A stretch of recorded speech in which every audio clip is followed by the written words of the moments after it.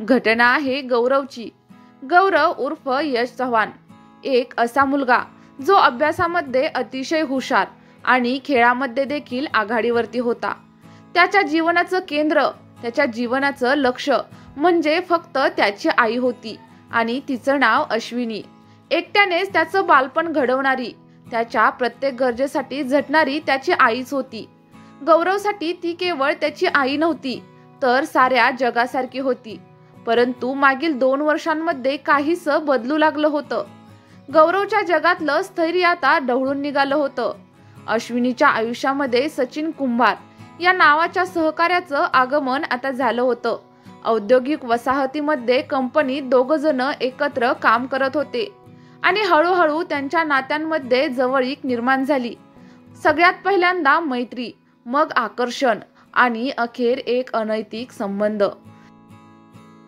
सचिन कुंभार हा आधीच विवाहित होता, तरीही त्याने अश्विनीला आपल्या प्रेमाच्या मोहजाळ्यामध्ये अडकवलं आणि अश्विनी आपलं आईपण, समाज, गौरव सगळं काही मागे टाकून त्या नात्यामध्ये अखंड बुडून गेली।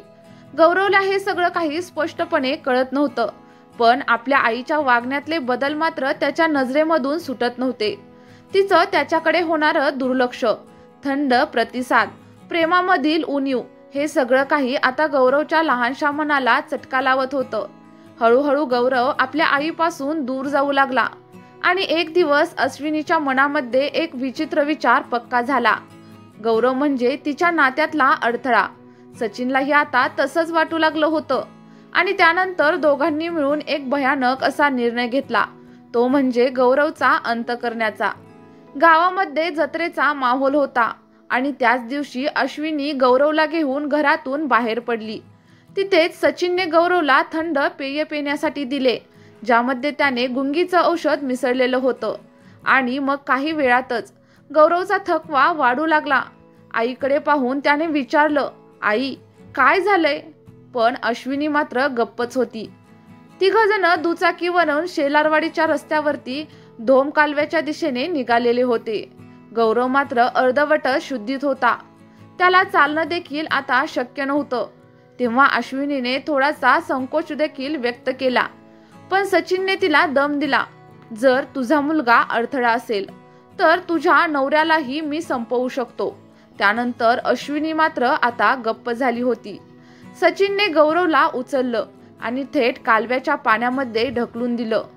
पाण्यामध्ये बुडता बुडता गौरव आईकडे पाहतच होता आणि त्यानंतर तो म्हणाला, आई मला वाचव ना। पण अश्विनीने काहीही केलं नाही, ती फक्त पाहतच राहिली। जणू तिच्या नात्याचा अडथळा आता दूर झाला आहे असं तिला सतत वाटत होतं। त्यानंतर दुसऱ्या दिवशी गौरवचा मृतदेह कालव्याच्या पाण्यावरती तरंगताना आढळून आला। गावामध्ये एकच खळबळ उडाली। ही घटना पोलिसांना कळवण्यात आली। त्यानंतर पोलीस घटनास्थळी दाखल झाले आणि पोलिसांनी तपासाला देखील सुरुवात केली। अश्विनीच्या उत्तरांमध्ये विसंगती पोलिसांना जाणवू लागली। त्यानंतर पोलिसांनी तिला विश्वासात घेतलं आणि विचारलं। त्यानंतर अखेर अश्विनी तुटली। तिने सगळं काही कबूल केलं। ती म्हणाली, हो मी आणि सचिनने मिळूनच माझ्या गौरवचा खून केला। त्यानंतर दोघांना देखील पोलिसांनी अटक केली, न्यायालयासमोर हजर करण्यात आलं। गावभर ही बातमी आता वाऱ्यासारखी पसरली। लोक मात्र बातमी ऐकून सुन्न झाले होते। एक आई जिला आपल्या मुलासाठी सर्वस्व देण्याचं प्रतीक मानलं जातं, तिनेच आपल्या छोट्याशा मुलाचा जीव घेतला होता।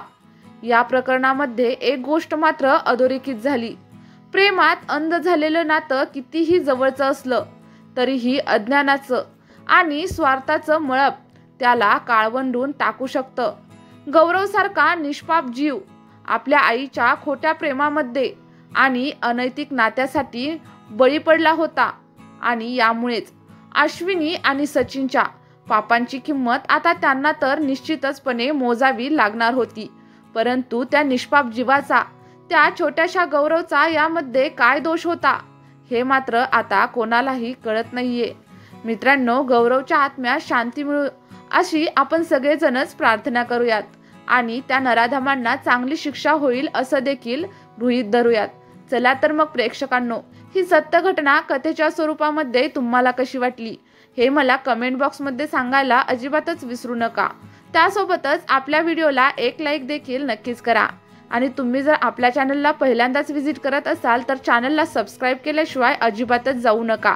सोबतच बेल आयकॉनचे बटन देखील नक्कीच प्रेस करा, जेणेकरून अशाच नवनवीन व्हिडिओचे नोटिफिकेशन तुम्हाला तुमच्या मोबाईलवरती दररोज मिळत राहतील आणि तुम्ही अशाच गोष्टींपासून सतर्क राहाल। चला तर मग आपण या व्हिडिओमध्ये इथेच थांबूया।